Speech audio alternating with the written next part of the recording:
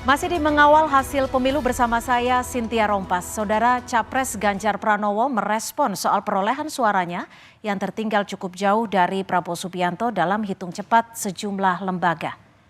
Ganjar menilai ada anomali terkait perolehan suaranya di sejumlah kantong wilayah PDI Perjuangan. Karena menurutnya dalam hasil sementara hitung cepat, suara PDIP di Jawa Tengah, Bali, dan NTT cukup tinggi. Sementara suaranya di Pilpres untuk sementara tertinggal dari Prabowo dalam hasil hitung cepat. Ganjar bilang mengatakan timnya akan menyelidiki soal ini.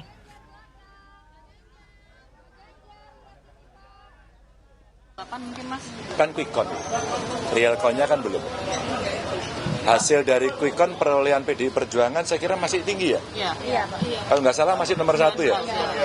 Agak anomali ya dengan suara saya ya. Maka hari ini sedang diselidiki oleh kawan-kawan. Mudah-mudahan nanti ketemu apa faktornya gitu. Sepertinya split tiketnya agak terlalu lebar itu.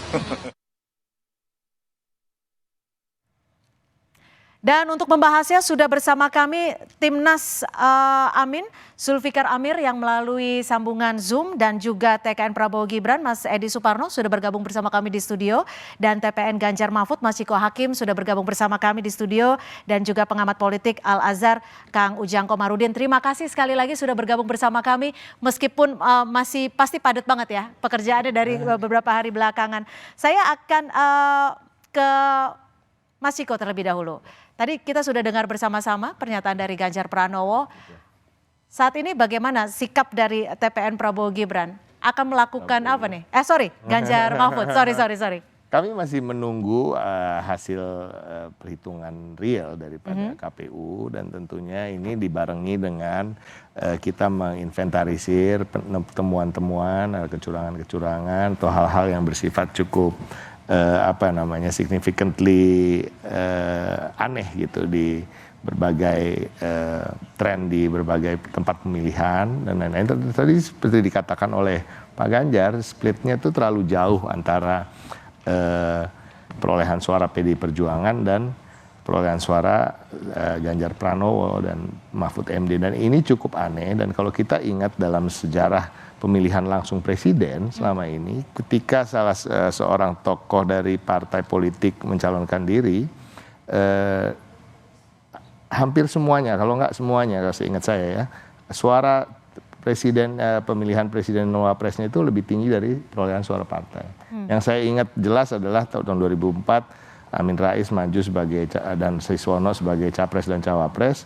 Suara PAN itu sekitar 7%, suara capres dan cawapresnya itu 15%, bahkan sampai 2 kalinya. Dan beberapa kita bicara soal Pak SBY misalnya juga begitu ya. Bicara juga dengan soal pencapaian suara Bu Mega dan Prabowo waktu itu juga begitu. Nah, jadi hal-hal seperti ini kan ini secara logikanya seperti itu. Nah, kembali lagi kita bicara soal kandang banteng Jawa Tengah maupun Bali ya kan, NTT yang tidak sesuai bahkan dari hasil-hasil survei manapun ya kan, apalagi survei internal kita yang memang agak berbeda dengan hasil survei-survei yang lain. Tapi ya kita jalani aja karena ini bagi kami dan bagi negara ini memang belum selesai. Kita tetap masih menunggu hasil pemilu resmi ini dari belum selesai ya kan, selesainya itu kan setelah nanti ditetapkan siapa pemenangnya secara definitif. Kalau tadi Anda menyebut anomalinya sedikit berbeda, tapi kan cara publik berpikir, cara publik terhadap pengetahuan politik juga berbeda pasti tiap tahunnya. Iya begitu ya. Tapi saya rasa seharusnya lebih advance ya cara berpikir.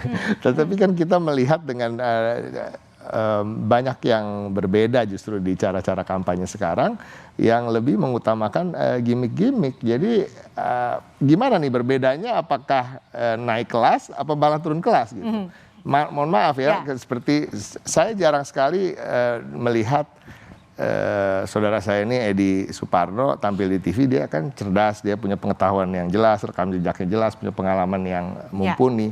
Kalau menyampaikan sesuatu pastinya runut dan lebih saintifik untuk berkampanye. Tapi saya melihat kenapa yang lebih ditampilkan justru Bunda Korla misalnya, ya kan, Nikita Mirzani gitu ya. Nah, ini ya itu maksud saya, ini real, Langsung aja dijawab. This is real. Jadi maksud saya berbedanya gimana nih? Berbeda naik kelas apa malah turun kelas masyarakat Indonesia? Silakan, cara Mas berpikir. Edi. Sehingga kemarin saya juga mengatakan ini pada Pak Yusril gitu. Pak Yusril ini jarang gitu bicara. Padahal kan mestinya sosok-sosok seperti itu yang ditampilkan. Tapi kok sosok-sosok Berbeda yang kali ini menurut Anda. itu. Jadi Silakan Mas Edi.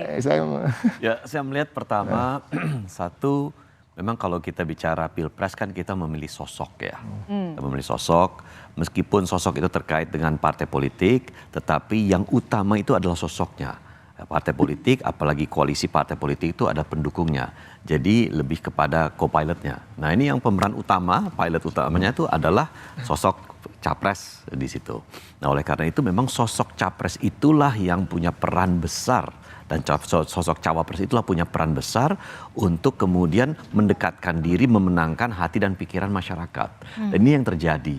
Ya, apalagi sekarang ini kita lihat 62% dari pemilih baru kita, pemilih pemula, ya, pemilih yang betul-betul datang untuk dengan dengan rasionalitas yang tinggi, ya, ingin mengetahui siapa sih sesungguhnya calon presiden itu.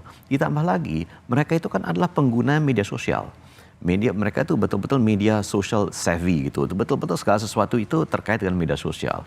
Sehingga apapun yang kita kemudian presentasikan terkait kandidat kita di media sosial, itu juga menjadi suatu alat yang sangat baik untuk memperkenalkan, mensosialisasikan, untuk mengetahui, mendalami. Apalagi sekarang media sosial itu kan banyak memiliki gimmick ya. Dan gimmick itu justru yang dilihat, diperhatikan. Dan gimmick itu juga menjadi salah satu cara bagi kita untuk bisa mengkomunikasikan sosok kita. Sehingga kita merasa bahwa inilah sosok yang perlu ditampilkan melalui berbagai kanal yang sekarang sudah ada, media online, media televisi, media sosial dan lain-lain. Dan itu kita bisa dikatakan menjalankan sebuah kampanye yang sangat efektif dalam hal ini. Ditambah lagi juga kita tidak bisa memungkiri bahwa ya kita melihat bahwa elektabilitas approval rating dari Pak Jokowi sebagai outgoing president itu sangat tinggi di dunia manapun, saya kira di negara manapun di dunia itu tidak ada, bahkan media-media asing pun menyoroti hal ini. Kim Jong Un mungkin, Kim Jong Un 100%. Sehingga kita melihat bahwa ya tentu ada imbasnya, apalagi ya sosok Pak Jokowi kan terrepresentasikan di Mas Gibran dalam hal ini, jadi imbasnya itu gak terasa. Jokowi efek ini begitu berarti ya. Iya, dan itu saya kira juga menjadi salah satu jawaban mengapa kemudian Pak Prabowo dan Mas Gibran itu bisa merebut Jawa Tengah. Ya, yang selama ini menjadi kandang banteng. Dikatakan sebagai kandang banteng. Kita masih akan 50% bahkan.